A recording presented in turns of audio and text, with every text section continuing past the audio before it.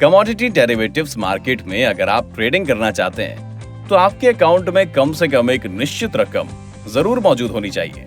इसी रकम को हम मार्जिन कहते हैं। यूं समझ लीजिए कि मार्जिन एक तरह से गिरवी रखी हुई एक रकम है जिसके बदले आपको डेरिवेटिव्स मार्केट में हिस्सा लेने की अनुमति मिलती है। बेचने वाले और खरीदने वाले दोनों के लिए मार्जिन्स का भुगतान करना आवश्यक है। एक्सचेंज मार्जिन्स का इस्तेमाल किसी भी एक पक्ष द्वारा कॉन्ट्रैक्ट की शर्तों से मुकरने के जोखिम, जिसे तकनीकी भाषा में डिफॉल्ट कहा जाता है, को कम करने के लिए करते हैं।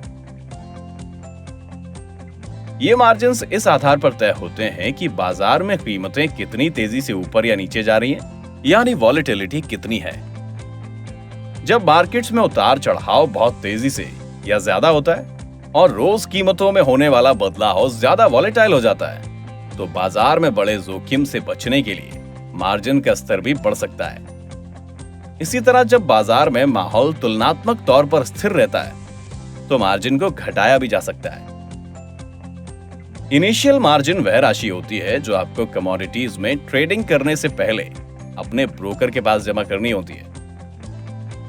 इस इनिशियल मार्जिन की रकम आप एक्सचेंज पर जिस कमोडिटी का व्यापार करना चाहते हैं उसके कॉन्ट्रैक्ट के मूल्य पर आधारित होती है।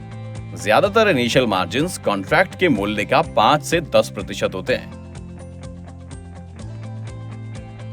उदाहरण के लिए अगर आप 10 मैट्रिक टन चने का कारोबार करना चाहते हैं और कॉन्ट्रैक्ट का मूल्य 4 लाख रुपए और इनिशियल मार्जिन 5% तय किया गया है तो सबसे पहले आपको अपने ट्रेडिंग मेंबर के पास मार्जिन के तौर पर 20,000 रुपए की रकम जमा करना होगा। बाजार की परिस्थितियों को देखते हुए समय समय पर एक्सचेंज इनिशियल मार्जिन के अलावा अतिरिक्त मार्जिन की भी मांग कर सकते हैं। इस वीडियो को देखने के लिए धन्यवाद। और जानकारी के लिए askus@nctx.com पर हमें मेल कीजिए या 1800-266-2339 पर आप हमें कॉल भी कर सकते हैं।